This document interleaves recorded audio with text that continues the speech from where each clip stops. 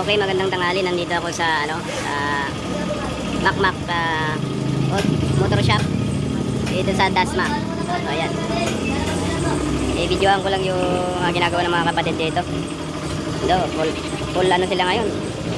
Naka-schedule natin yung iba dito. Tapos ako nag-walk-in lang ako.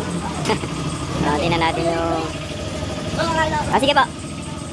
Ayan, may gulong din sila dito. So pakita natin yung kanilang labasan. Dito ito sa Dasma. Ayan.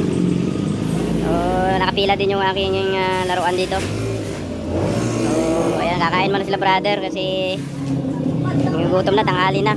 So ako maghihintay lang muna ako dito. So ito yung labasan nila. Ayan, meron din silang kaharap dito na motor shop din. So ayan, ito na nga. Pakita natin yung kanilang signboard. Ayan o. Makmak Itik. Ayan, Team Itik yung ano nila. Dito nakapila yung mga motor sa labas. Ayan o. Makina po. Makita nyo yung mga nakapila na motor dito. So kanina pa ako dito nung mga alas 9 pa ako dito. So tanghali na. Sa sobrang dami ng gawa nila talaga naman makakapagod din sa mga mekaniko.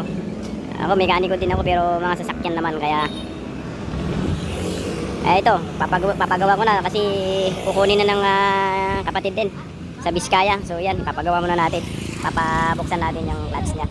Kasi 25,000 kilometer na yung odo nito. Ayan. So balik tayo dito. Nakita natin yung loob. Ayan. Ano na to, maluwang na para sa mga motor. Ayan.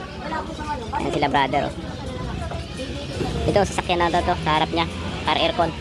Dito tayo sa Makmak Team Itik Motor Shop. Ayan, guys.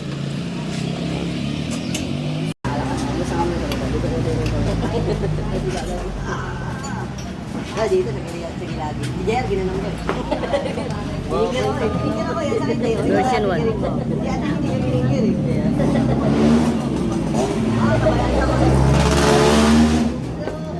Baboy mo yun. Sabi ko, pinigil eh. Sabi ko, ano ba yung natak